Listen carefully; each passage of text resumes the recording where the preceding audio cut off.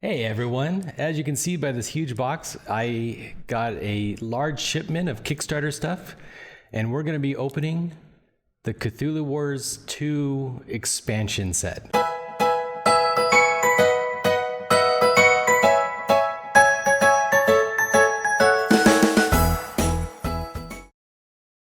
Hey everyone, so I missed the very first Kickstarter of Cthulhu Wars. And I had to buy it off. I buy it. Someone get it for me. Maybe Ramsey got it for me. I am frankly shocked. You're so good about the Kickstarters. I didn't know you missed this one. I missed it. Yeah, I missed it. So we bought it. We loved it. And when we... You're talking about for like the original game. The main Cthulhu box. Wars big giant game. Yeah. And so when the newest Kickstarter, last year's Kickstarter came out, I jumped on it. And I got... all the stuff, everything that I missed in the first one, I think I got in this one. So, is this another big box, or is this just all of the expansion stuff? I am not even sure what I bought. I just said, take my credit card and... You just saw another Cthulhu Wars Kickstarter. You're like, yes. So, that's what I do. It's okay for... In your defense, I think it's totally worth it this time. Dude, I'm blown away by this game. It's a little more like Risk, right? There's not a huge economy component to it. It's just more about placing your opponents on the map, building your units up to overwhelm a particular position and get an objective. There's asymmetrical gameplay. All the factions are a little bit different. Yep. And so there's a bunch of good like base stuff here, but they want to put a little cream on the top. There's these like wicked, gigantic, detailed figurines. I won't lie, I'm kind of into. You can give me that little bit of popcorn. I can get into it. Anyway, this is a box opening, so let's get to. That's what the game is about. It's super exciting, and Rich has got a massive box of this stuff. So the first box. Here you go. Oh, let's see. Great Old One Pack 4. All right, make sure to show the overhead. Okay. So we got some four figurines. Just tear off the cellophane because the... Yeah. Oh, yeah. Okay, so let's get... It's a box opening. It means we gotta play with stuff. Just a little bit. I do not know what I'm looking at. Yeah, I don't know either. Which is appropriate for Cthulhu-based stuff. Yeah. This is at least some of those figurines we were talking about. Just massive, gorgeous-looking things. All right, there we go. You might be able to... Let's see. We've got some sort of tentacled crab monster on top of a parapet. Got some Hydralisk-looking characters. I'm looking at their names. So one of them is Beatus, the serpent-bearded. So which? So I don't know. Oh, the serpent-bearded. He's got a beard of tentacles. Maybe.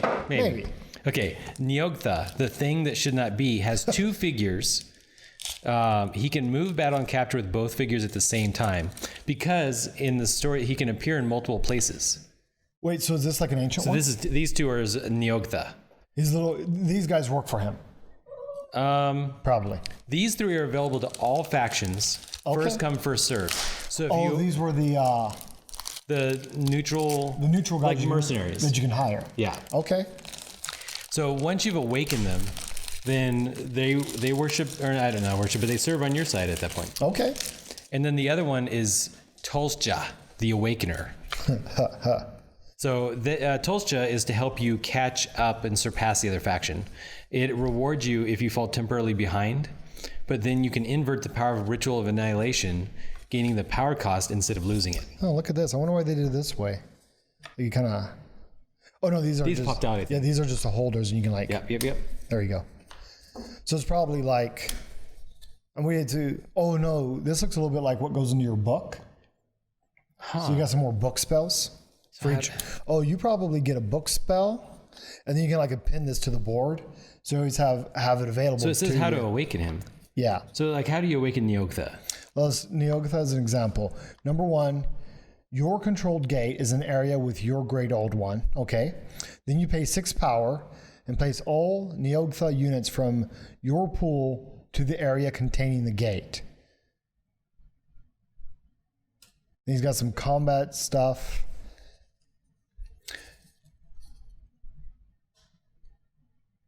No, what I feel like it is that like you gotta to say you own him and control him. Yep. You gotta get the spell, and you put it in your spell book or whatever. So, and that's gonna block you from some other spell. Yes. Right? Isn't that? No, they also don't. They? I thought they go there and you take them off, and that gives you a power. Yes. So select all enemy cultists in an area adjacent to Beatus. Those cultists are moved into Beatus' area. So I don't even know. I don't even know. I'm excited, but we gotta read like the rules because these are unique spell books. It's a new power, and now you get that ability. Action cost 1, and it does this. So this isn't something you. That's how you do it. It's how you get him. And then that's it. He's yours. And he's got some like additional things he does. Oh, look! Right here's the spellbook. As your action, each enemy faction gains 2 power. If you do that, for my action, I declare each enemy faction gets 2 power. I just successfully did that. And so that's pretty amazing. Now instead of just 6 spellbooks with 6 powers, now you have. Oh, you know what I bet it is? You fulfill these things to get him at all. Like to get this board, I think. Yeah. And you take this board with you on your side. Yep. But you still have to do this as an action. To unlock the upgrade. Yes. Basically the upgrade. Yeah. Pretty cool. So it's changing the gameplay. Yeah. And while each faction is like asymmetrical, each faction now has access to something that will change the way their faction behaves. And ultimately, like I can imagine, you have to choose. Are you going to get a bunch of these neutral things and going to have a bunch of new powers? Yeah. But if you did, each of them helps your enemies.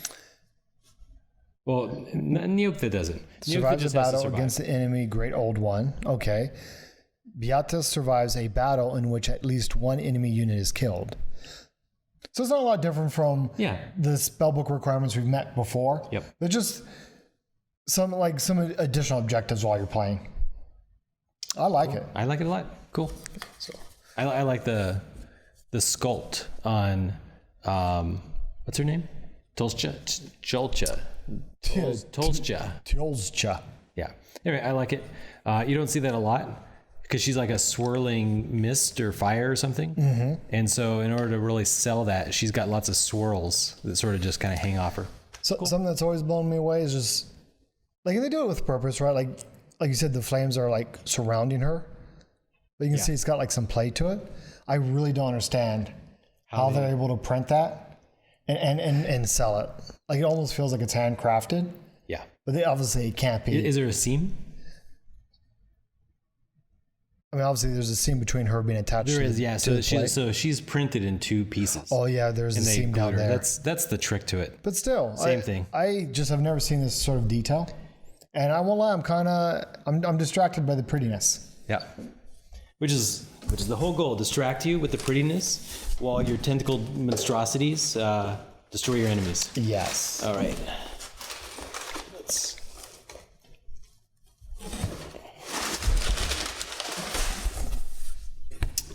Cthulhu Wars Opener of the Way. Okay. Some sort of primary expansion box. So this makes me pretty excited because I really like the story of the story where Yog-Sothoth is featured in H.P. Lovecraft stories. Okay. Is very pulpy. Yeah, okay. So basically, this crazy old guy has he does rituals with unspeakable beings and has a child of Yog-Sothoth. Oh. And that child is invisible. Okay. And is Yog-Sothoth a girl? I guess it doesn't even matter. They're cosmic things. Yeah, but in the end, they end up summoning the feds and some old professors and stuff that use like magic spells and potions and stuff. So they like go on a monster hunting thing, and it's very unlike anything else in H.P. Lovecraft. But you could totally make a story or a TV show about it. Like you could make this a season. Yeah. So okay, is Yog-Sothoth another ancient one? The keeper of the keys. Yep. Here, keeper of the doors. So not only did we get like new neutral characters, there's a whole new faction to play as. Yeah. All right. I like you. I kind of really didn't know what this came with, so I'm very happy to see. I'll put it this way: like when I first played the Yellow King from the main box. Sure. Yeah. Like it was so different from like playing Cthulhu. Like I was like, good. I don't know what this guy does yet. I'm excited to find out. My thing with Cthulhu Wars without any expansions is I just look at this art. I mean, this is beautiful, beautiful art that obviously he put like his heart and soul into making this stuff. Like he really, really cares. I haven't found it yet. I'm sure it's here somewhere. But in the main book, I remember them having like, they'd give you a lot of tips on how to play that faction. Yes. Which I super appreciated. To me, it was just like a good explanation on why they could kind of push the boundaries of the uniqueness. Yes. Because like they'll hold your hands a little bit. Yeah, if everybody felt lost playing, or just get frustrated. But in the inverse, if they made them so generic, so you didn't really need a little explanation, I'd have been kind of upset about that. Yeah, because at that point you just assume that the money was spent on these weird things, and it's just a gimmick. Exactly. But it's not a gimmick. It's like these things feel like they're factions, like and different. Yeah. And so, but this might be, they got a lot of frequently asked questions back here, which I assume just kind of, if you read through all the powers and stuff, you'll get a better idea of how to play this faction. I appreciate that they do this. So let's see, what's the unique ability of the Opener of the Way, the Beyond One. Select one of your units with a cost of 3+, so some of your bigger monsters, in an area with a gate, but lacking any enemy Great Old Ones. Move that unit. The gate and any controlling unit to any area on the map. Oh my God. She teleports the big guys and a gate anywhere on the map. That is pretty cool. That has to have some opportunity. And not just the ancient one, but also any of the big figures. Any of the 3 cost figures can teleport with everybody. With that faction can do that. The abominations and the Spawn of Yog-Sothoth. Yes. Which is Spawn of Yog-Sothoth is from the book? Yeah, from the book. Oops, I bet they would. Because H.P. Lovecraft was before authors could afford artists. Really, we have no idea what any of these things were supposed to look like. Only that the mere sight of them drove people insane. Who was it? I Shoggoth or something? Not. This is Yog-Sothoth. I can't remember the monster's name now, but The red one? No, it's just I really can't remember now. I just remember stumbling across just a group of people talking about H.P. Lovecraft. Mm-hmm. And like, well, how would you ever do these things? And he opened the citation of when H.P. described it in the book. And it was all he said was like a formless shadow moving forever. Like, what does that even mean? Yeah. I don't know. The color beyond time. Yeah, it looks like that, obviously. Like. So now we got. Oh man, this is Yog-Sothoth. I just would love to show this next to like the King in Yellow or Cthulhu. Something else I kind of actually genuinely appreciate is it's just like one color. I wouldn't want them to sacrifice quality by trying to make it like an action figure with a bunch of different colors. Well, I've seen some beautiful paints. Right? Sure. I've seen people paint them. But the negative about that is that when you see your color spread across the board, it makes you feel good. Well, that was the other one is, so not only did they avoid the possible risk of a poor paint job, yeah, but this is a game. And yeah, this color, this Team purple. purple. Yeah. No, this stands out compared to all the other characters. Yeah, that is a really nicely chosen color. Like, I don't even know what this is, some sort of like horse monster, I guess. But man, I don't know how to explain it because I feel like it's so like cheesy. Like, oh, they just made a detailed little creepy monster thing. Yeah, isn't that awesome? And they had to keep coming up with more. Yeah. And they made them so that they look somewhat similar, right? If you look at each of them, they're not just the same color, but they honestly like. No, there's like a theme of their like bowels falling out. Twisted limbs and bowels falling out. Like, you're not wrong. Yeah, there seems to be a thing for them. So, and I do like that those designs are consistent. Let's see. Oh, some of your you always get like little guys that don't do a whole lot, but they at least keep your acolytes from being murdered. Yeah, mutants. Okay, right on. I guess that's what a mutant looks like. I find it's very interesting that most of this all comes from one story. And so some creative mind just kept running with it. Yeah, so you have old man Herman or whatever, Waitley. You have old man Waitley, who is like this old cultist. And so they make this old looking like robed like guy and he's like doing stuff. And then his child is like a mutant. He's like deformed, but he keeps getting bigger and bigger. And so basically they just keep they just kept making bigger and bigger deformed monsters. And that's what this character gets. Yeah. It doesn't feel like they were cheap in being respectful of the source material. Which, that's good. You're disrespectful. It doesn't feel like they've been disrespectful to the source material. They weren't being cheap with it. Yeah. They didn't just take one idea and go like, okay, this is Cthulhu now. And that box is beautiful. That is a nice box. Like, I can imagine if people aren't playing with someone like me who just has all of it, I imagine like you're like, well, I don't want to play with the base faction, so I just buy that, and you show up to the game like I'm Yog-Sothoth. That's and you got this whole box of Yog-Sothoth. Yeah, I kind of wish that I had a nice box like that for every other faction. Right. Yeah. No. And then you just okay, today you play Cthulhu, you hand over the Cthulhu box, and today, I would have paid extra for it. Yeah.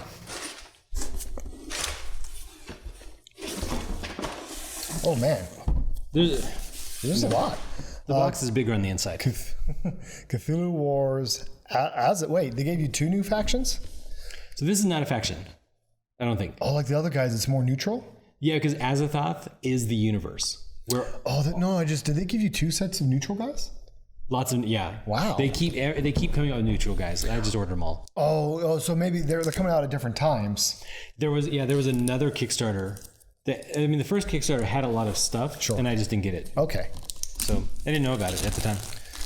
But whatever you just bought, you just got whatever DLC they had come up with by that point. Exactly. You got it all. So Peterson comes from he made Quake. He was a game designer on Quake.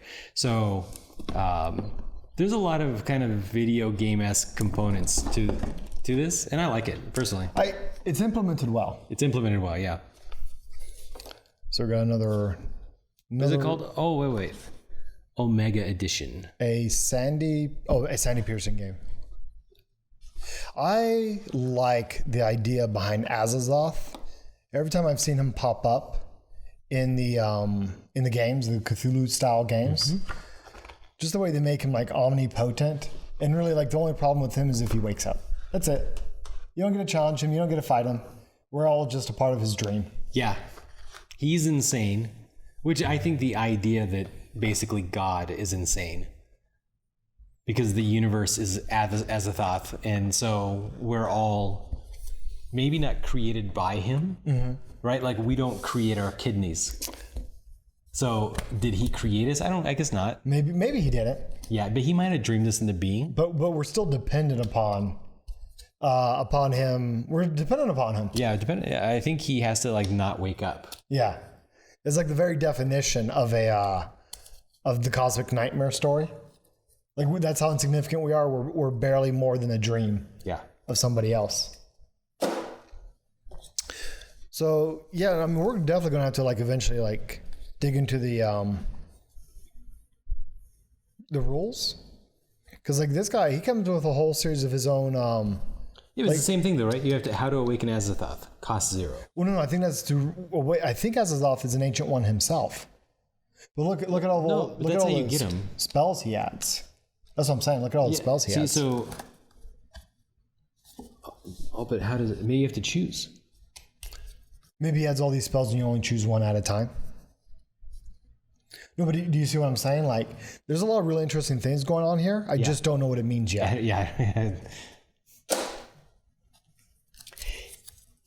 It does turn it into a big game, right? Like, we thought it was big before. Yeah, it's like, hey, let's have a barbecue and play Cthulhu Wars, and we just fill up the table with. It is one of those games that's like King of Tokyo or whatever. Like, you just pull that out and you have fun for an hour. Yeah, this is a commitment. Yeah, this is how we're going to spend our afternoon together. So each of the monsters have their own star vampire. Servitor of the Outer Gods. An Elder theme. And a Dimensional Shambler. Okay. Pay 2 Doom points to obtain this loyalty card. Plus, place 1 Dimensional Shambler on your faction card. Okay. But Doom points, like, so these, interesting. I wonder if these are ancient, right? So a lot of these are ancient ones, basically, that you're kind of adding to your faction. No, these are not. Yeah, these are just monsters. No, but you get it. You have to pay Doom points for that. The thing that actually allows you to win the game. Yeah, you're giving some of it up to get these guys. Yeah. So that makes me wonder if they're like super powerful or not, for you to pay that much. Yeah. Oh man. You know what he reminds me a little bit of? Do you ever remember Starro from DC? Yeah. The first villain that brought the Justice League together? Yeah. And only this one's got a vagina on the front. I don't know what that's about. I guess it made it more creepy. Yeah, I think it's supposed to be disturbing, right? So let's see, this looks like oops. Look at this. So we got this is probably the Servitor of the Outer Gods. Hey, no, it's Heroes of the Storm. The lizard guy. The lizard guy. No, it's the slug. The Pajamathur. Abathur. Yeah, look, you got Abathur in this game. That's pretty dope. Oh, no, wait, is this? Oh, no, it's the same guy. I hope he mind controls. That would be fantastic. Here we got a Dimensional Shambler. I think this is the Dimensional. Yeah, it looks like the Dimensional Shambler. Just another. It's got some gnarly teeth on him.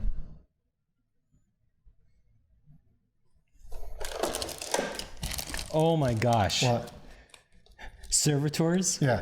That's the Abathur things? Yeah. When you pay 2 Doom, but you don't keep it, instead you hand it to somebody else. Okay. And now for the rest of the game, they can't summon any monsters except servitors. So they have to keep giving up Dooms. No. So you only pay the cost to take control of this card, whether it's Yog-Sothoth, those guys, or whatever. Okay. But then after that, this is how they work. You get to do a thing. So, right, once you control Dimensional Shamblers, there's 3 of them, and you can pay cost 2 to get it, and it's a combat 2 with a power. Same as the monsters on your normal faction thing. Yeah. Well, here, you put 3 servitors on somebody else's card, and they can't summon anything until they have all 3 servitors out. So they have to keep paying the cost to summon them or whatever. It costs 1 to summon, and they're only a combat -1. Combat -1, so they're actually worse to have.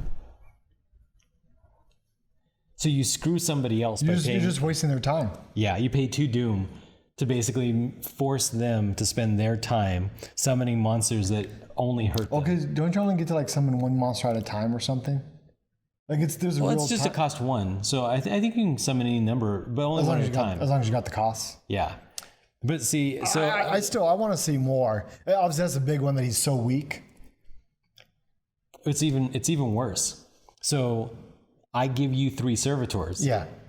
And you really want to put out your Byakis. But you can't. But you can't because you have 3 servitors. So you just say, that's fine. I've got a bunch of power. 3 servitors. You just put them out. And then now you put out a Byakhee. So then I go over and I intentionally attack your servitors, killing them, which have -3 combat because they're all in the same place. Yeah. So I just obliterate them, forcing you to have to summon and them then again. you try to summon before you. Yeah, you have to summon them again before you can get back to what you really want to summon. Yeah. All right. So you have to play a little aggressive against them to really make it mean something. Yeah. I like it. I never would have thought of something like that. I don't know how it's actually going to feel when you're playing it, but I guarantee you, I'm interested in watching it happen. Yeah. I think this is the Star Vampire. Okay. And it looks a little bit like a Pied Piper. All right. So they drain power from the enemy faction. Okay. Each kill they roll drains 1 doom point from the enemy faction too. Each what? They drain doom points and power. Oh man, these expansions, they're really like because I kind of feel like the original one was a little non-aggressive. Like yeah. You didn't. I mean, there was reasons to fight, obviously, Mm-hmm. and you would do it, but it wasn't necessarily big rewards. Something like that, that's a big reward to drain them other points. And also, once somebody was winning, everybody kind of felt like that person was winning. And now you might be like, oh, I need some Star Vampires.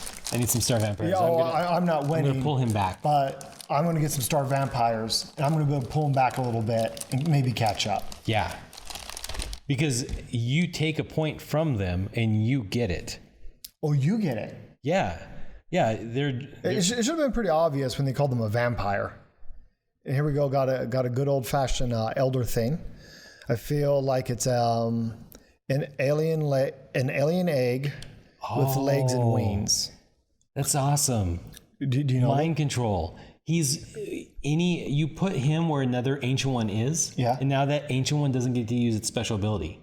So if you think this other faction is just beating you up because of some unstoppable power. Even like Nyarlathotep? He's got a really powerful combat ability. I remember every time you would use him, I would stress out. Yeah. But so you use this against him to try to even it a little bit. Yeah. Okay. Man, look at that. Pretty cool. And again, these are neutral, so you like throughout the game, you're going to be we got to see the rules. But I wonder if I paid 2 to get this thing, would you then have the option to be like, no, I'm going to pay 2 and I'm going to take him back? And there's like almost like a bidding war going on. No. To my knowledge. Okay. Once you gain control of a faction, it's yours.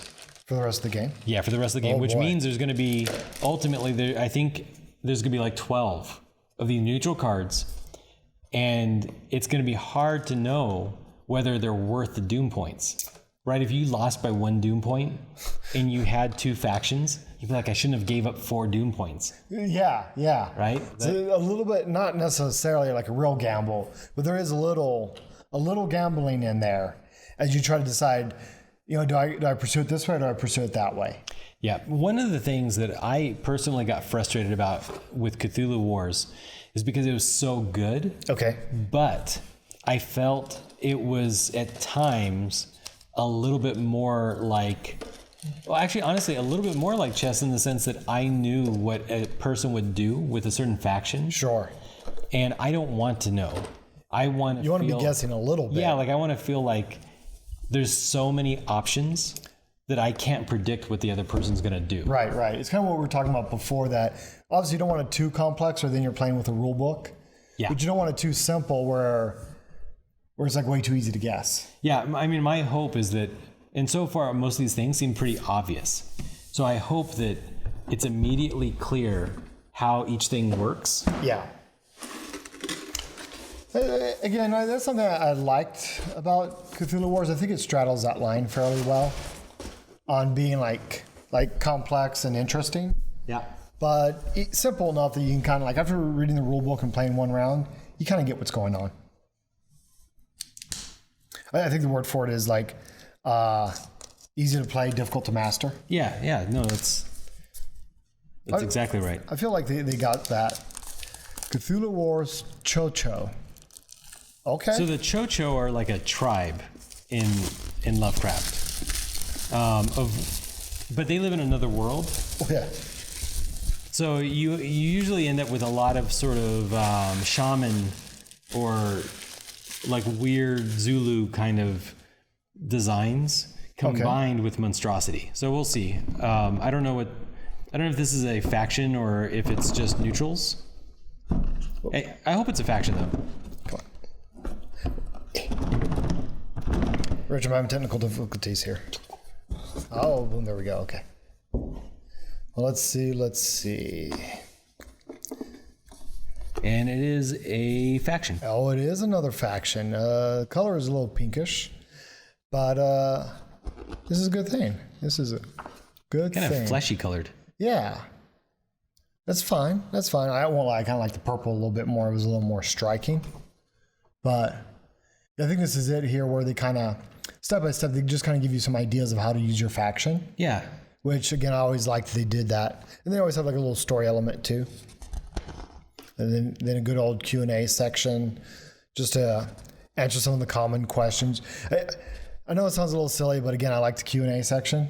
Because how many times have we started a game and all we're doing is Googling, trying to get to like Board Game Geek or whatever. It shows to me, it shows a way that Peterson makes games where he's much more organized than a lot of game designers. And he's obviously done a ton of testing so that he even had FAQs to know to answer. Well, he kind of knew what people would be asking. Yeah. Let's see. Tcho-Tcho, a sycophancy. During the Doom phase, when an enemy player does a ritual of annihilation, either you gain 1 doom or he earns 1 fewer doom.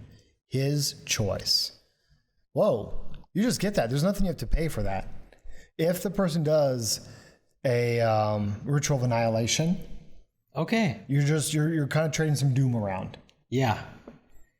I feel like his faction is a little bit smaller though. He doesn't have. Oh no! Wow, he has almost no monsters,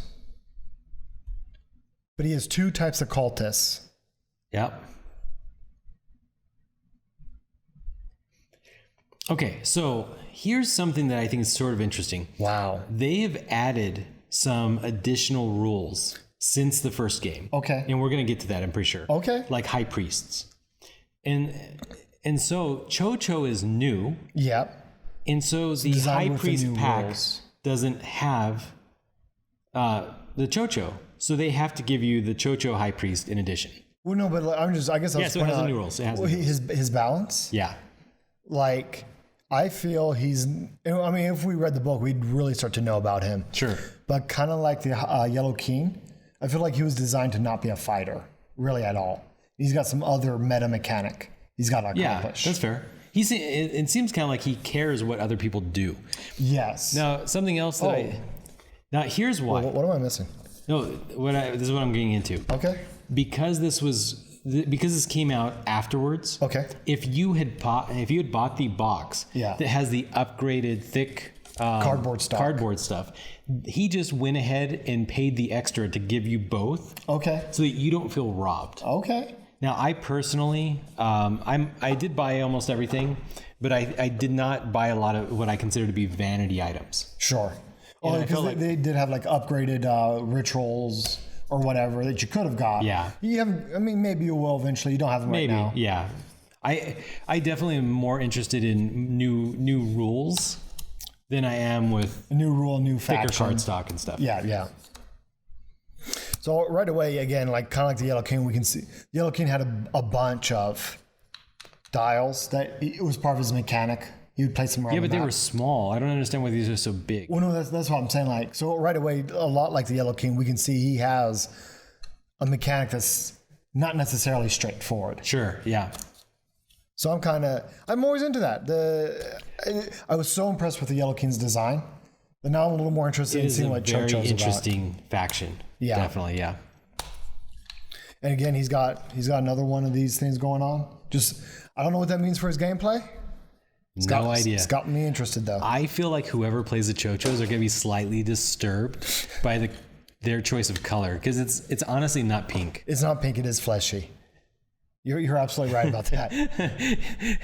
So, And of course, probably with purpose, like the fleshiness is, it honestly kind of looks like sex toys or something. Like it's when the fleshy bits are when the fleshy. I hope this isn't a type of sex toy you're into. It looks rough. it's just the color. Like the color is just disturbing. No, but like when the fleshy bits are hanging off of them, when it's a flesh color. Yeah. So it's not right. it's not right. So this is Tcho-Tcho himself. I'm not used to the ancient one looking so small. Yog-Sothoth. It's a Star Wars character. It does sound like a Star Wars character. This is the great old one. Yog-Sothoth. Oh no, my apologies. Of the Tcho-Tcho faction, this is their great old one. Their ancient one, yeah. I'm not used to them looking this. Well, I'm fine with it. I'm not. Don't get me wrong. You're right. But I am interested. Again, it just belies the the blue guy you're always playing. I can't ever pronounce his name right. Nyarlathotep? Like he's a massive character. Yeah. And I feel like that was with intent because he's meant to be a bruiser. He's out there picking fights. Yeah. But this guy clearly isn't meant to be picking fights. And I like that their designs. I guarantee you, once we get into this, I bet he doesn't pick fights, not straightforward fights. And I like that their designs, like, tell you this. Oh wow. Okay, so he gets 6 of these.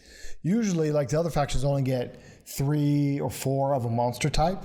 Huh. But he actually gets 6. Oh, those are the proto-Shoggoths. Yeah. Okay, yeah. I don't know what they do. Proto-Shoggoths. Yeah. I don't know what they do, obviously. But I find it interesting that he gets 6, where most people only ever get about 4 of a particular monster. Yeah, it just says Spellbook Terror. I don't even know what that means. Yeah. Well, when we get to our first playthrough, we can find out. Yeah. And here's one of the high priests. The big thing about the Tcho-Tchos is they... what do you call the big giant pillar in like 2001 or whatever? Like, An obelisk? an obelisk. So that's why I think their Obelisk? great old one has those obelisks around him. Yeah. Because that's like a Tcho-Tcho thing. Oh, to have the ritual things that they pray to or whatever? Yeah. Okay. Or, maybe they're obelisks, or maybe it's even a type of destroyed version of like a Stonehenge. Yeah. Maybe it was a more ornate thing. Yeah. There is some interesting stuff going on in this faction. Yeah, so here's a regular priest, okay, and I don't remember with the base factions. Yeah. But so far I've noticed both the purple and the fleshy guy, their priests are unique. Yes. I kind of feel like the old ones, they all had the same generic. Yep. Yeah, but just different colors. So I like that they put a little extra effort in there on that one. And he's also got a fleshy coin. I think that fleshy coin, again, is because in the base game, you can pay for upgraded plastic versions of the tokens. Okay. So I think that's just a replacement for this. Okay. And if there's one of these in there, that would be validated. Let's find out. Let's see. I got this. Maybe this is that. Oh, it is. Yeah, the little rock thing. Yeah. So, yep. And that is, to me, that is super cool, right? Because he could have said, hey, we're going to sell a second paywall. But nope. Kind of feels like he respects you as a consumer. I really feel like that. Like that's, I don't know Peterson. I think he lives in Canada. Come to Vegas. What a dream would it be to play this game with him? Oh man. Guys, That would be awesome. You have a ton of board games, but honestly, this is up there in my top 3. I feel like we could spend months just doing playthings through this, and it might be worthwhile. Honestly, like we can do whatever we want. And we're not trying to be silly about that, but it's like all games are different. Some of them you play, you're like, that was good. I got what I wanted out of it. But then you're kind of like, I don't care if I play it again. Yeah. But this is one of those games where like, I get excited. Unfortunately, you and I haven't played it a whole lot. I think, like we mentioned, it does take up a whole afternoon. Also, I've been sort of dragging my feet because I was waiting for this stuff. Oh, like that's right. Yeah, it was hard for me to spend so much and then be very motivated on playing without. All right, next one. There's so much more stuff. Wow. I kind of like, I don't know how I feel about you waiting so long. All right, so let's see what the okay. So this is a different type of expansion, and so this is pretty exciting to me. Library at Seleno map, but library at Seleno map. So I don't remember if this is right, because Cthulhu is a cross-dimensional game. Right. So now you can compete for controlling all of the multiverse. Well, wait. The original Cthulhu Wars wasn't. It's just Earth. Yeah. But the original Cthulhu Wars is still Cthulhu, and Cthulhu itself is multi-universe. Yes. We all like understand that Cthulhu Wars represents Cthulhu's ancient one's faction fighting over Earth. Yeah, well, no, it's just like the Arkham Horror board games. Yeah. Like, yeah, there was a whole distinct mechanic about you traveling to Ryla and on all these other dimensions. Sure. But yeah, that aspect wasn't there in the original Cthulhu Wars game. So you're saying this brings some dimensional hopping? Yeah. So well, actually, to be fair, the Library of Seleno, I believe, is actually on Neptune or something like that. Okay. But anyway, so it's a library. Cosmic hopping, dimensional hopping, whatever. Yeah. So there is an ancient one who lives there. And so I think you might be able to hop over there, do something to earn her pleasure. And then now you have another powerful faction working with you or something. I don't know. I'm just making stuff up. Custodian library. No, it seems like kind of in line with, and I remember you mentioning it once, like his intent behind the expansion direction. Yeah. He wasn't going to like, not each expansion did you get more units for your faction. Yeah. Because that would eventually become unwieldy. And so, right, more neutral units, it looks like. Yep.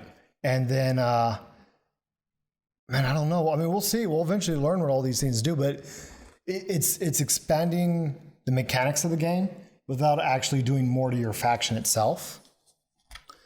I feel, I don't know, the library. I don't know what's going on. Well, and what you just said there is important, because I think that he could have said, hey, do you want to make your Hastur faction more powerful or your Shub-Niggurath faction more powerful? Well, that would basically mean that if you bought that expansion that makes your faction more powerful, sure. Oh, then when you show up to a tournament, then either they have to say everybody can choose it. This is an expansion tournament. Yeah, it just kind of messes it up. But when they say every single thing you buy, all it does is expand the choices for everybody at the table. Yeah. Then it's a much easier expansion to incorporate. Yeah, as far as like balance. Yeah. So it's all fine.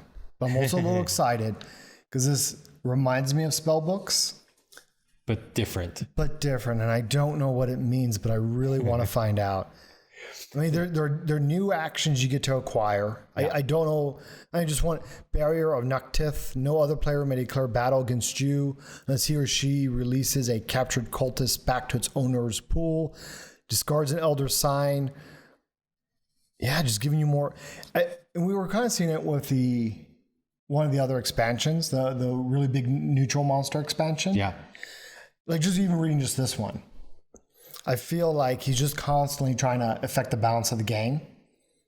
Like you said, it felt like people would steamroll too much. So here's another thing you could go do to get a little more balance back towards you if you're losing. I love the idea that this map is out there, and everything is unnaturally. This is a map. Yeah, it's unnaturally big. I just feel like it's unnaturally big.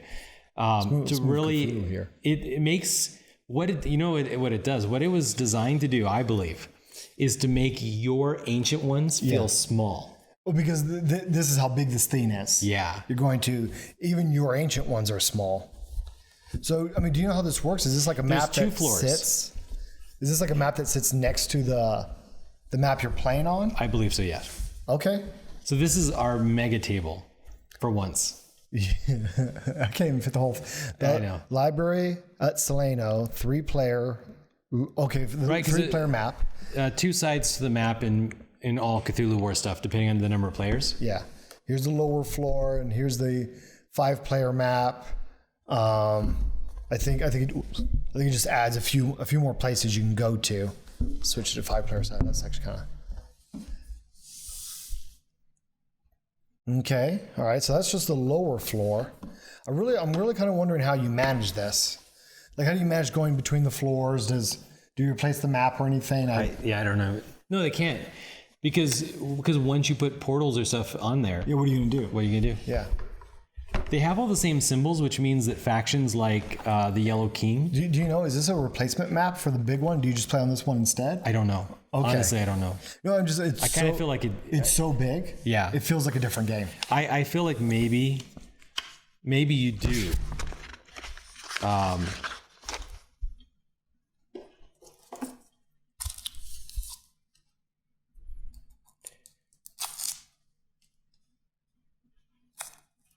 So this is an alternate game.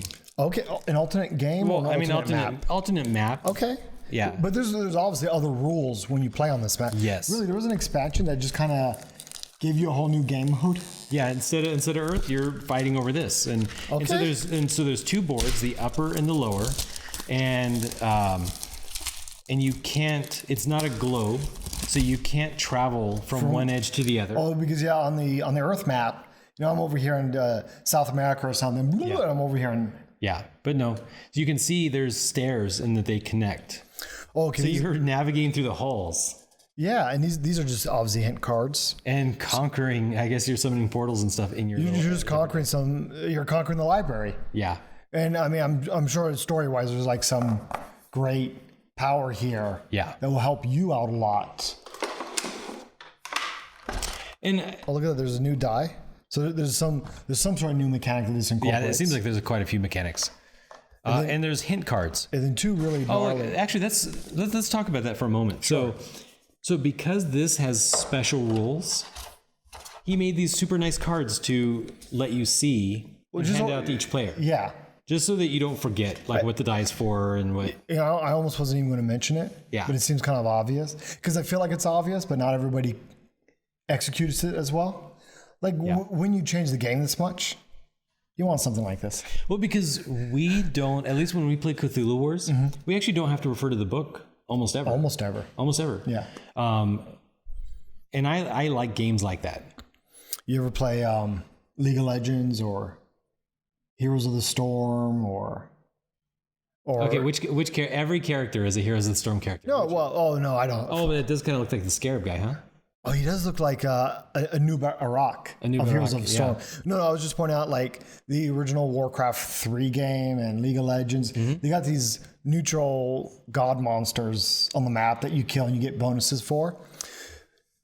I have no idea what this guy does, but just the detail and stuff, it makes me feel like I'm playing one of those games again. Yeah. And somewhere in my animal brain, I like that it makes me remember something. Yeah.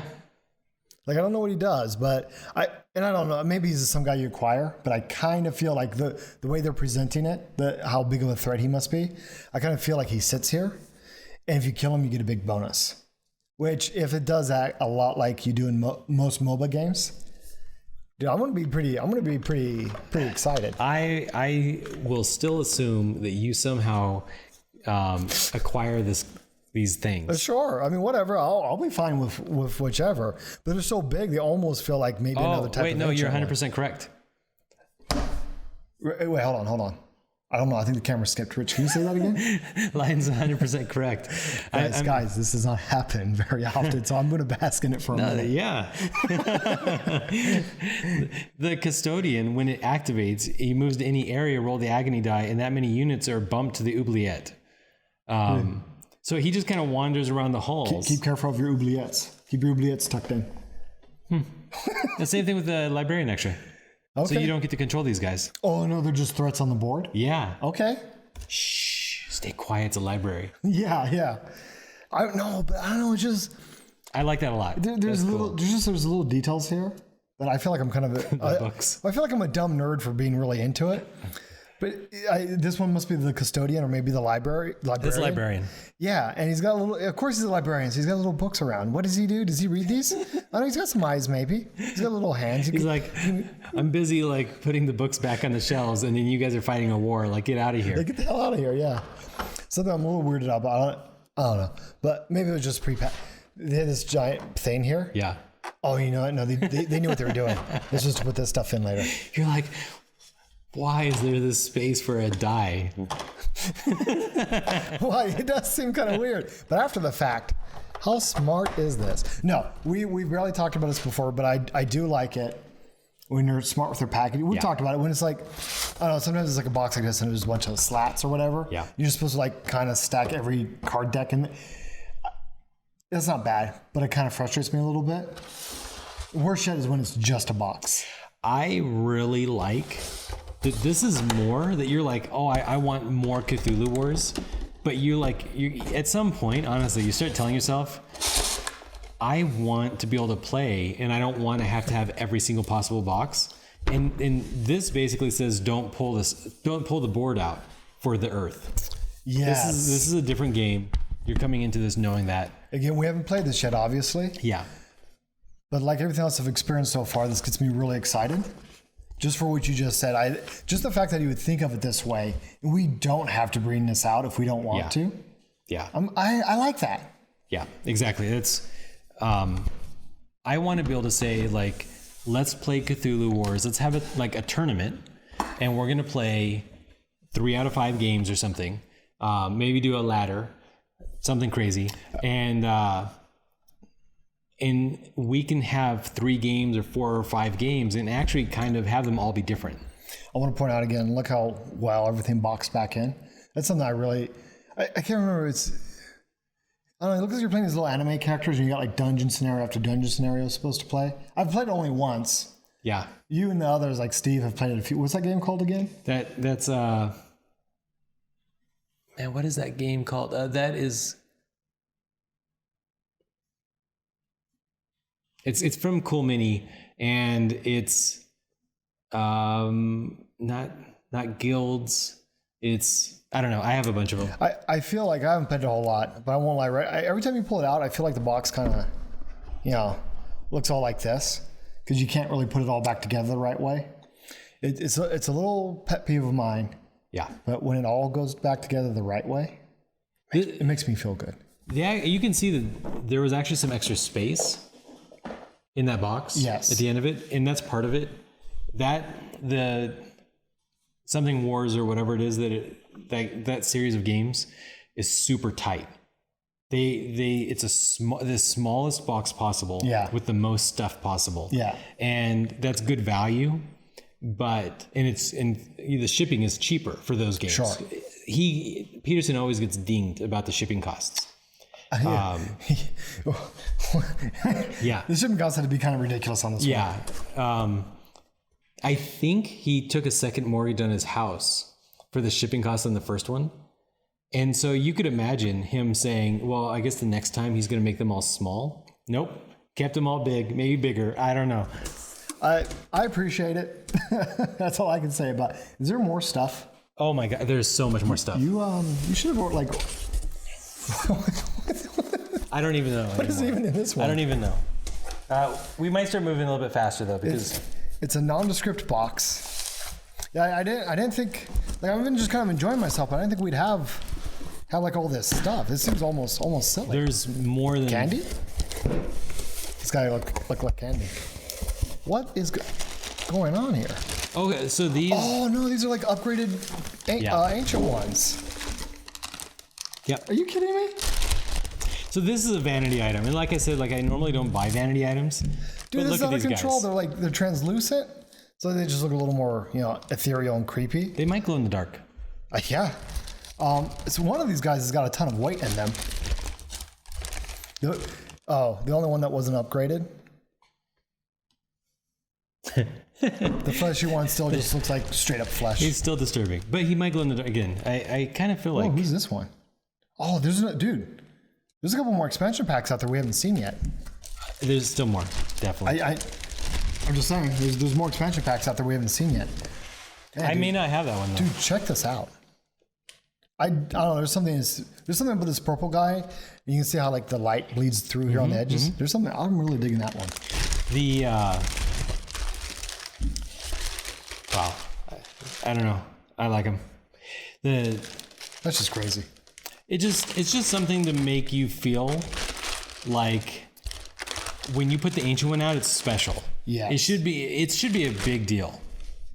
You can imagine the music changing when you put out the ancient one. I don't know how much you paid for this stuff. I kind of don't want to know now. I don't even know. But whatever you paid, I'd be a little shocked if you don't feel like you're getting your money's value. Wow. So this is thick cardstock. I thought I didn't pay for it. Maybe I checked all the boxes, guys. I'm sorry. You really didn't know. You just hit all the boxes. Here's your money. Yeah. Here's your money button. I'm not the perfect customer, because the perfect customer probably is the guy who chooses the $5,000 to fly Peterson out, wherever. Yeah. But I'm probably close to the perfect customer. Okay, here's the other ones. Nyarlathotep. Nyarlathotep. What? Pretty awesome. Is that the color? He's blue. Is he blue? Oh, but he's a different blue. A little bit different. Yeah. Since they picked a kind of like translucent one. Yep. Cool. All right, right on.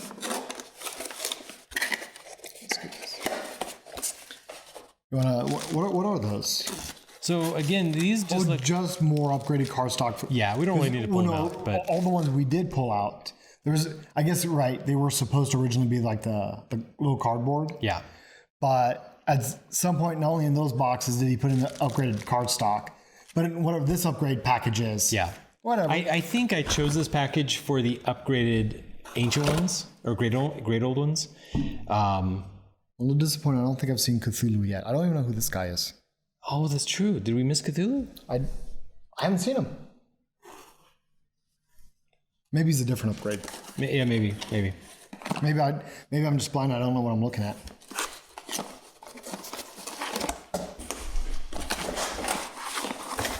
I'm sorry, guys. We're deconstructing this box is actually causing us some logistical problems. What? I mean, I'm stacking this stuff up to my right. And I don't know how. There's more stuff here than that box is big. I told you, it's bigger on the inside. Don't know what this is. PE, Peterson Entertainment. All right, and it's a mantis monster. No idea what that means. Okay, I think a lot more upgrade pieces. You really did just click all of the buttons.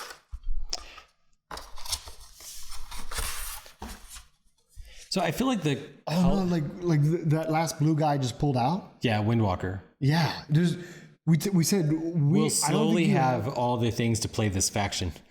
but I don't think you didn't get this faction's expansion yet, which is fine. At least we haven't opened it. Yeah, maybe not. Yeah, but so ritual track. Oh, okay. It looks like maybe he dialed in the ability to play different players. Okay. Size games. Yeah, actually, that's a big thing because when you have enough factions, you can actually start playing more than the original game. Yeah. And then, okay, more monsters we haven't seen yet, I think. But just with the thick cardstock. Yep. And thick cardstock spell books, I guess maybe. Sleeper. Yeah, no. These maybe are some alternate spells. Oh, you know what I bet this is if we look into it a little bit more? Yeah. Remember, it happens sometimes where they go back and, this would normally be a patch, game version 1.9. Yeah. Oh, I needed to fix he who is not to be named. Mm-hmm. And you as a player are usually kind of like required just to know that it was patched. Yep. But whatever thing you bought, here's the patches. There we go. Kind of cool. We don't fully know exactly everything that's going on here. Do you think that's the same thing like Cthulhu? Do you think he was patched? I don't. Oh, you mean like this as well? This is Great Cthulhu. Or even is that different? Great Cthulhu. I can't remember what the original one was. We'd have to pull it out, but obviously he's just adding a little bit more to this stock. I'm not going to say no. We won't really know until we go to the warehouse and pull out the old ones, but yeah, and start to kind of dig in on the changes. What were the plastic things? Just okay. Yeah. Colored the Doom token tracker pips. I'm kind of giving you a hard time, but I kind of wish you'd bought these like individually one at a time. So we could like get introduced one at a time to all the changes. this isn't a bad thing, but I'm kind of like, wow, so much is happening. It's fine. We'll figure it out. Figure it out. All right, let's get this. Cut this all out on post, Rich.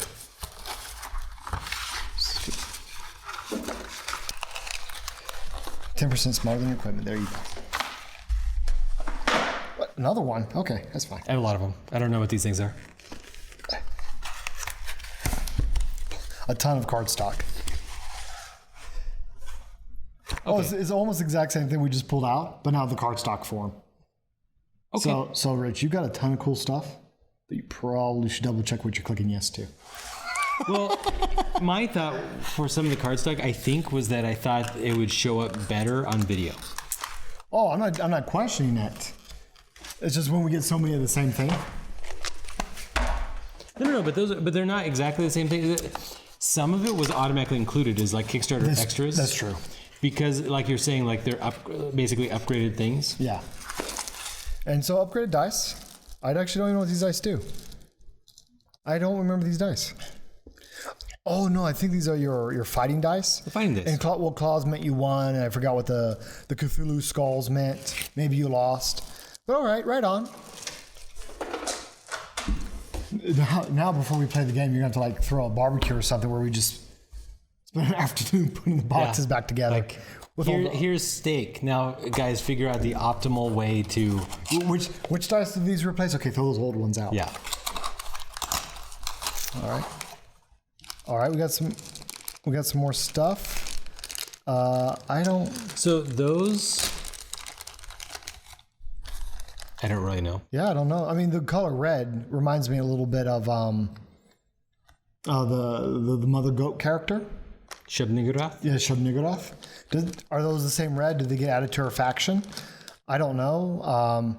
Here's, I think, the High Priest you mentioned about, that there was an expansion with this stuff. Yeah, but they're gray.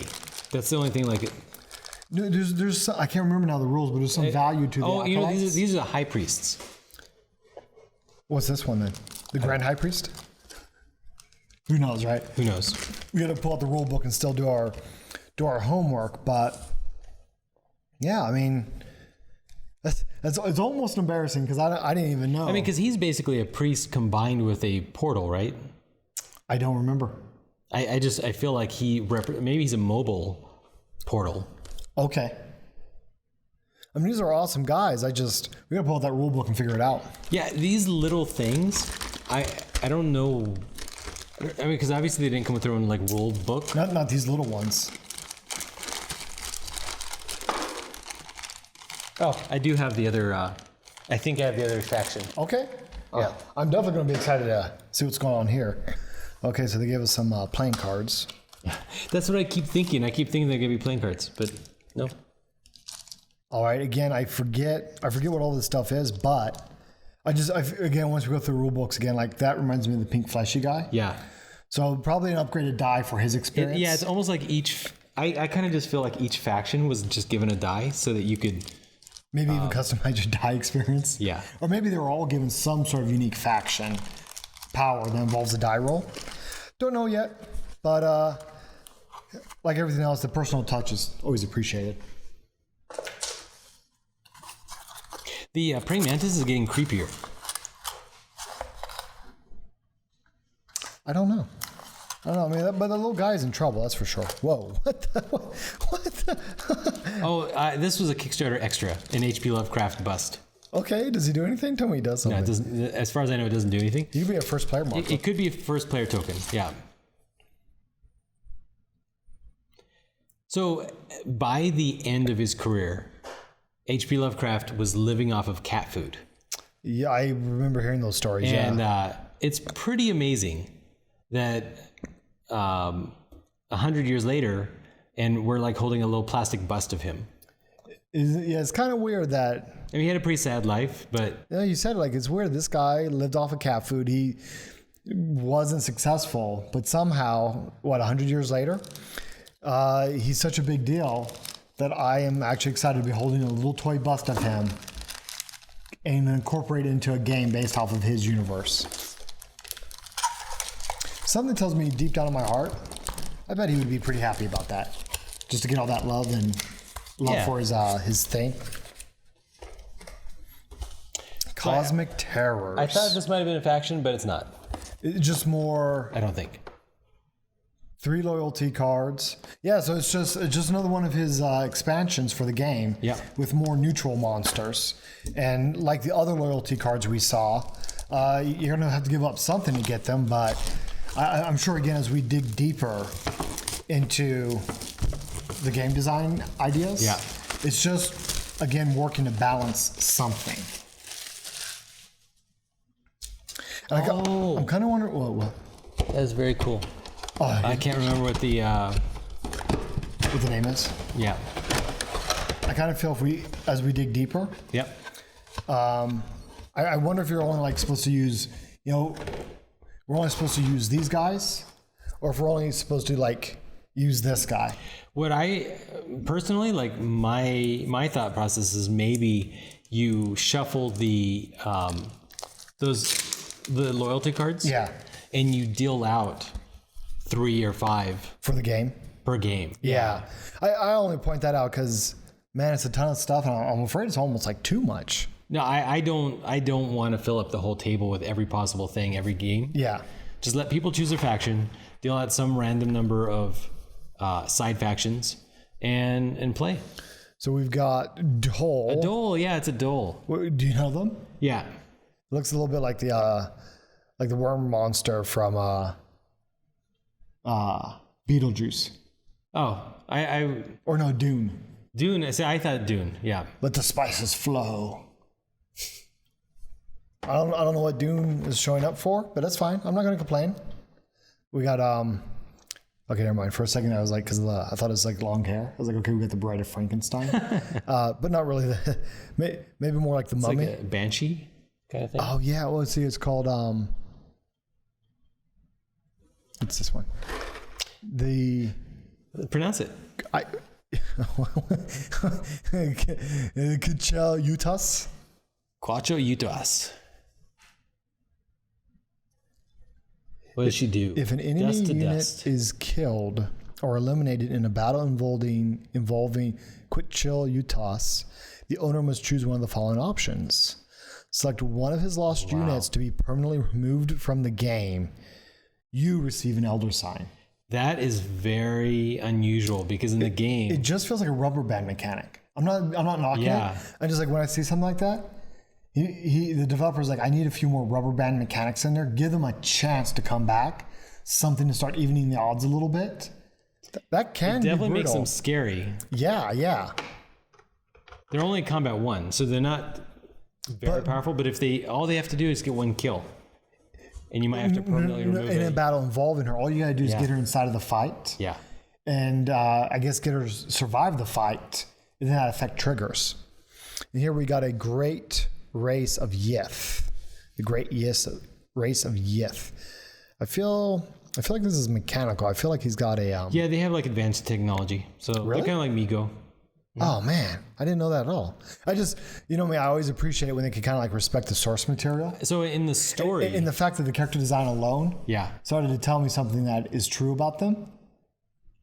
I think in the story, the character ends up through meditation or something, figuring out how to project his soul. Okay. And he possesses one of these Yith, but he doesn't realize that a Yith possesses his body at the same time. So he's like doing stuff and exploring this As a Yith. As a Yith. Okay. And then he comes back and his life is like a shambles and stuff. So. I like that. I like that.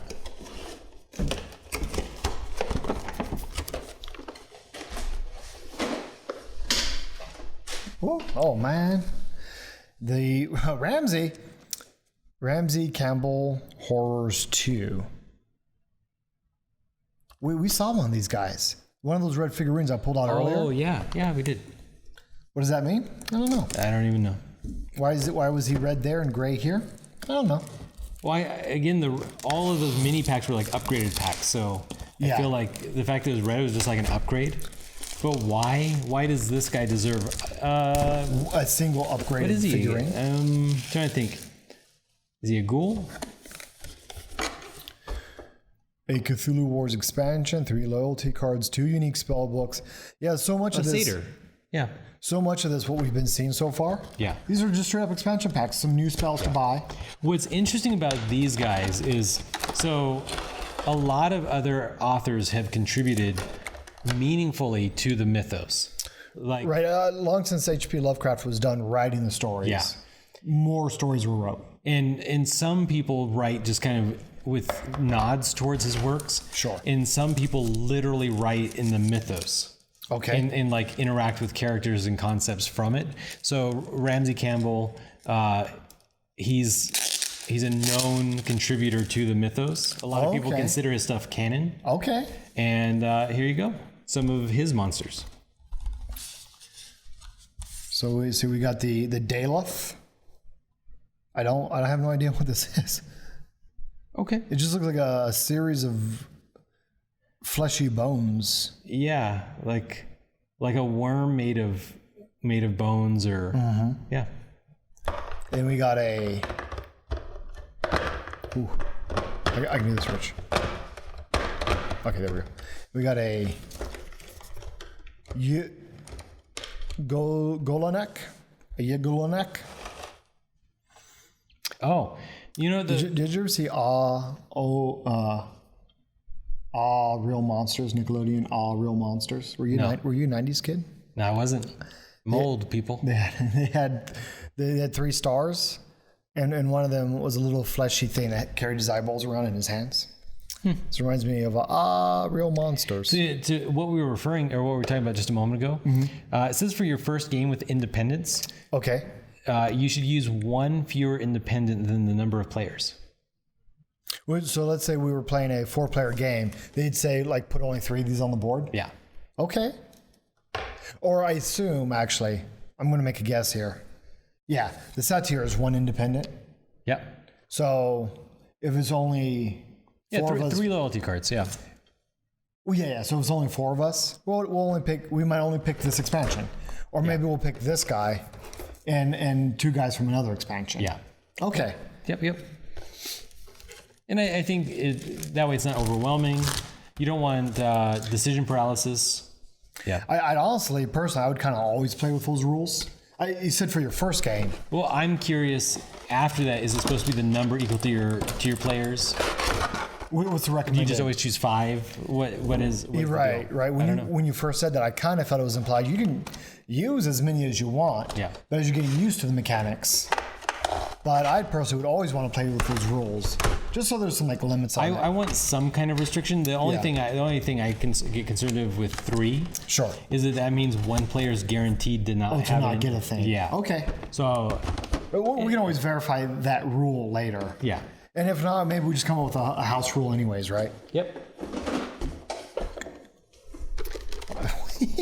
and okay, here's the first of the Ramsey Campbell horrors. Yep. And with that said, it kind of makes me, if there is like just some sort of box on that, it kind of makes me dig all these expansions because it just changes the game a little bit. That's all. Yeah.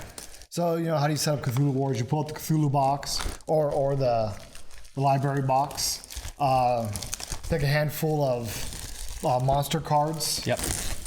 Equal to the number of players. And how I want to keep it is to kind of keep loyalty cards separate. I just want the pile of like a box for loyalty cards. Oh, you just reach in and start picking them out. Yeah. Yeah, no, I would, once you get used to the game, I'd agree with that as like a way to manage it. Yeah. Sometimes it is hard to figure out which figures are which. Well, they got little silhouettes there. They have a little silhouette. No, it's like you play Pokemon, right? Who's that Pokemon? Didio. I actually never did play Pokemon. Who's that Pokemon? It's Ditto. Pokemon's a Game Boy thing, right? No, you catch them all. No, I know. I know Pokemon. No, the cartoon. No, I never watched Pokemon. Oh, come on, you watch it like everybody else. I never did. You're a weird nerd. You're a weird nerd like everybody else. I am a weird nerd, but and that was the game. No, in the out. I'm weird among weird nerds because I have not watched Pokemon. The outro and intro during the cartoon. They pop up like a little silhouette and they'd be like, guess that Pokemon? And then you'd come back from the commercial break and they'd reveal who it was. Like, it only makes sense if you're a 5-year-old trying to, like, whatever. But that's all this reminds me of when I see the silhouettes. Guess your Cthulhu monster. And I'm supposed to mirror Glaaki up with Glaaki. I'm like, Glaaki. oh, this is Glaaki. I guessed right, you know? And one time I'm going to be like, okay, let's pull it. Wait, we got him, right? Yeah. No, I was going to say. No, I mean, we have him in a color, I thought. Maybe. Yeah. Oh, no, you're right. Him and the other guys came, for whatever reason, came as one colored red. I don't know why. Oh, he's an ancient one. No, he's not. No. He's at Awaken. I thought he was maybe. No, but I was going to say, like, but eventually I'll make a mistake. And I'd be like, oh, I found Glaaki. Wait, no, that's not Glaaki. Never mind. Yeah. I made a mistake. I missed that test up. Glaaki, he's like, I feel like he was in a Star Wars cartoon. He feels like a Star Wars cartoon character. He does, yeah. The race with the eyeballs and the stalks. Yeah, I'm a little less threatened by him. I'm a little more like, oh, don't get him into my canon. I don't want him to ruin my story. He's so cute. Yeah. And what else we got here? Don't feed him after midnight. Don't feed him after midnight. Then we got, oh man, what's going on here? One of these monsters must have some mechanic with like spawn swarms of bugs or something. It actually looks like literally like ticks. It looks like ticks. Yeah. So that's there's few things as disturbing as a swarm of ticks. Insects from Sha Guy. So whatever his mechanic is, he's gonna like leave insects behind. Okay. I bet is what's going on. They got like little fly Cthulhu tentacle monsters swarming around this thing. Some human skulls. Oh no, he's coming straight out of the skull. He ate the dude's head. He popped his brain open and ate it.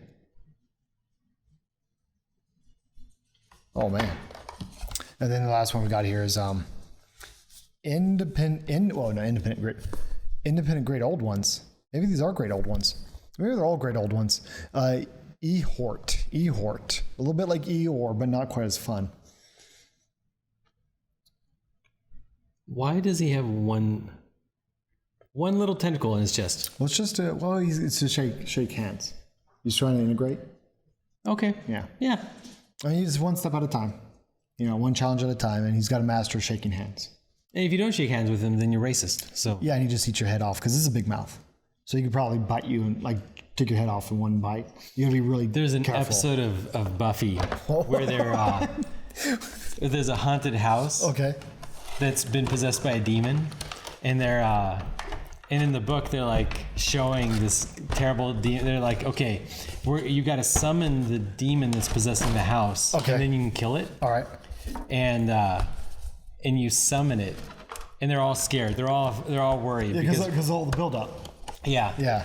And then it appears, and it's only 6 inches tall, and I think they just step on it, and then they look in the book, and they're like, "What does that say? Actual size." So that's like the big joke at the end of the episode. Yeah. But I just imagine you're like, and that guy, like, he could eat your head off. And then you find out actual size. Actual size. Oh, he's okay. He's okay. I mean, he's driving me crazy because cosmic horror and stuff, but he's okay.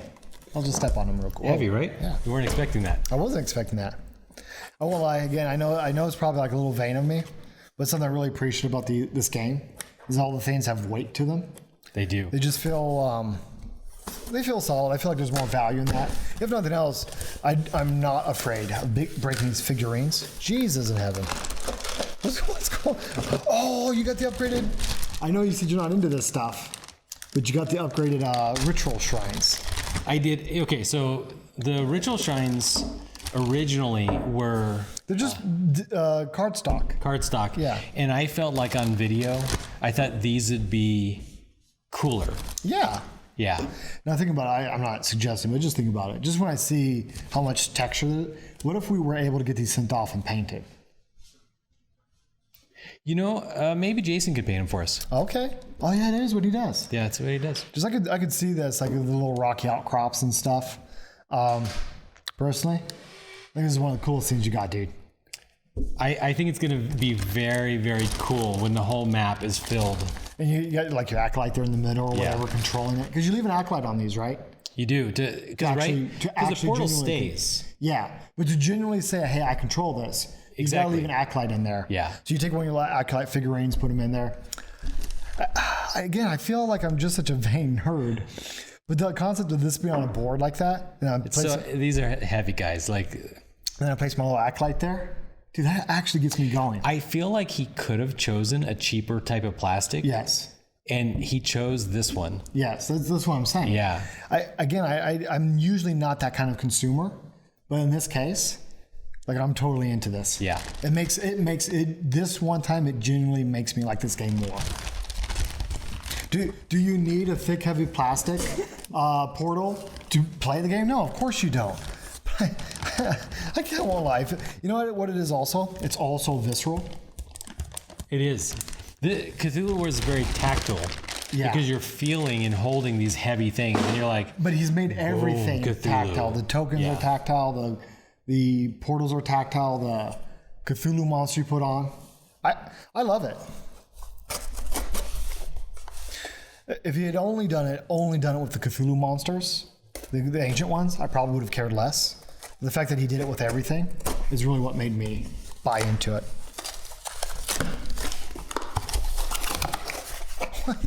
Okay. A faction colored. Does each faction get like one guaranteed portal no matter what? I think. Well, when you start the game, don't you get a portal? I feel like you do, but is it a guaranteed portal? Maybe this is just flavor. It doesn't. It's just flavor, I think. Just flavor. It does kind of let you know where you started. Yeah. I mean, I'm not against it. I'm definitely not against it. I'm just not used to, in a board game, I'm not used to seeing this much. Yeah. Like, I know there's a purple guy. This is with a base box. We haven't seen the light blue guy yet. Here's Cthulhu. Like, these are all the faction colors. It's awesome. I don't know if it actually serves a purpose except for being awesome. Yeah, you can imagine when you first start the game that it's very clear who started where and who did what. Yeah. And like it's all laid on good pictures, all that kind of stuff. Does that serve a purpose? I don't know. I'm not going to argue with it. I'm just again not used to seeing a board game go this far. All right, you ready for the second layer of the box? Are you kidding? No, I'm kidding. This is the last one. Oh, is this the last one? This is the last one. Okay. Oh, the High Priest. You were talking about this. Yep. One of the first new mechanics he added with expansions. Oh, just like everything else so far, I don't know what the High Priests do. I'm excited to learn, but here they are. Yeah, and so this one, I thought this one was important because I think this is considered standard. This is not considered extra anymore. Oh no, just like how you could play the game with this guy or not. Yeah. You don't have to. But you're saying the way he updated the game. Yeah. This is like patch 2.0, and you really got to have these guys. And actually, I think the reprinted tiles have the High Priest just as listed as another type for each faction. We didn't even notice it because it's whatever. But. Yeah. Okay, well, we'll have to check that again, but yeah, that's how standard they are meant to be. I wonder if you get the base box, you just get High Priest now or not. I wonder. Yeah, I'm kind of curious too. Dude, we haven't seen the Windwalker guys anywhere. I know. I think that was the expansion I missed. Okay, well, I mean, we'll eventually. It's just now that I know he's out there. Yeah, I know. Yeah. But, 7 High Priests, and I mean, we won't pull this guy out right now, but each class, obviously, each faction will get their own High Priest card. And there it is. We've already seen the High Priest, the Gray High Priest, right? Yep. Or at least a Gray High Priest. And I don't know why. Yeah, I mean, this guy obviously had a lot of iterations on his development cycle. I wouldn't necessarily. No, I don't know what the Gray High Priests are for. We'll have to read that stuff again. Maybe one of the independent factions get High Priests, and so you get access to even more High Priests. Maybe. But it's cool though. I again, especially when it's with purpose faction specific, I really enjoy the coloring. I think I will always prefer this. I didn't necessarily expect this. This isn't like an RPG. This is a board game. So I would expect something big and colorful like this instead of like if they were all, I don't know, maybe the High Priest color designs like they were black and gray robes or something. Yep. But his faction gets a big orange streak on his back. I wouldn't be happy with that. You know? Yeah, exactly. And this is another gray robed priest, but he gets a yellow streak on his, like I would have been unhappy with that. They're nice and big. I like it. You can sacrifice them to get 2 power. Okay. I assume you can summon them again and you later. can recruit them without a portal because he's not a monster. Well, can't you get the acolytes without a portal? Yeah, but the acolytes, you can't sacrifice for quick power. Correct. Again, probably another one of those balancing mechanics. I forget who, one of the games we played, we had a real problem. One player had a real problem with power. So again, it's just another balancing mechanic to try to keep you in the fight. Yeah. I dig that. I always dig them refining the mechanics a little bit. We've talked about this ad nauseum before in other ways, but like this is a board game. This is analog. It's not as easy as hitting the download button on your video game to get the latest patch. Yep.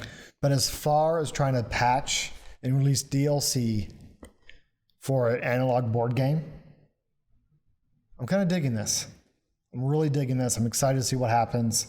Obviously, there's going to be a little bit of our own trial of our own individual download mechanic where we got to sort everything out. But I think it's going to be worth it for this game. It actually is. Then that's the only thing, right? It is going to be a certain amount of work pulling everything apart and figuring out where do things fit. I just like these guys so much. I just don't know what's up with Cthulhu. Maybe I missed. Maybe he was like a bonus one On a different and I package. missed. Yeah. This is that light blue Ghost Walker guy. Is he? It looks like he's light blue. I'm genuinely disappointed we don't see Cthulhu here. And we don't have in one of the other boxes has that's Haster. Yeah. And the other one had. No, he's the Yellow King. Yeah, he's the Yellow King. The other guy's Hester. Yeah, who's like his the guy who like says, "Oh, Hester is coming. Hester is coming." And I think this guy's got his own version of that. There was like a light blue wavy wisp monster, so maybe he's a dual mechanic as well. I just first off, obviously we're gonna play with these guys instead, obviously, but that means we got to get the Cthulhu one now too. Yeah. Otherwise, the Cthulhu one is gonna be sad.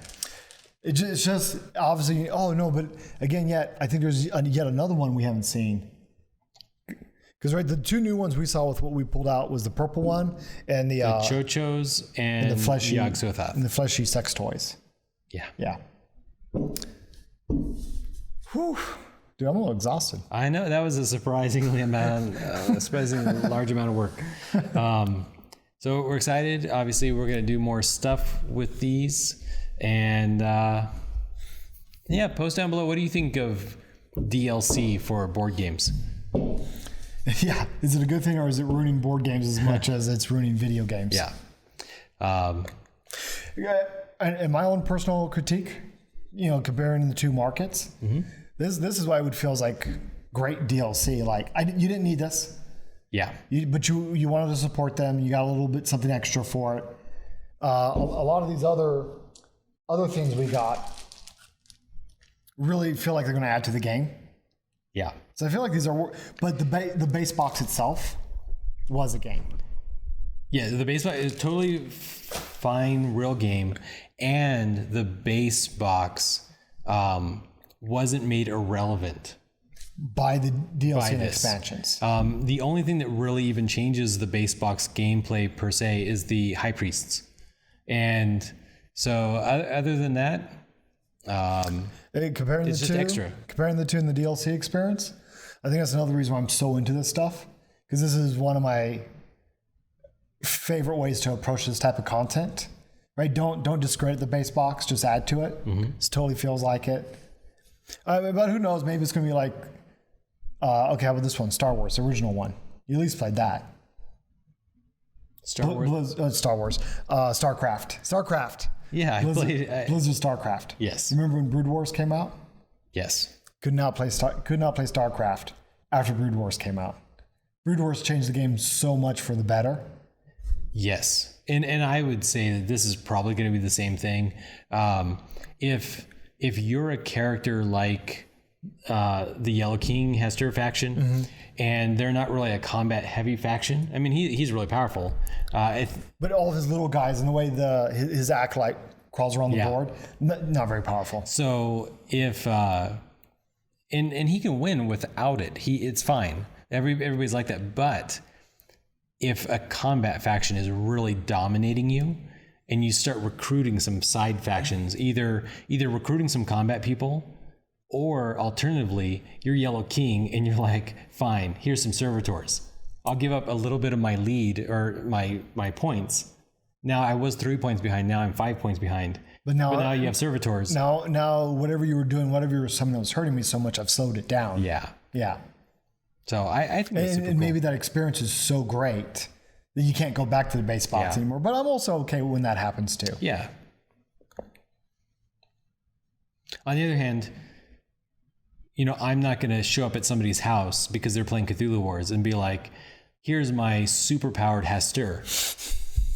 Because none of the DLC expansions did that. No. And we'll see how I highly doubt any of the patches for Hastur or whatever made him super powered.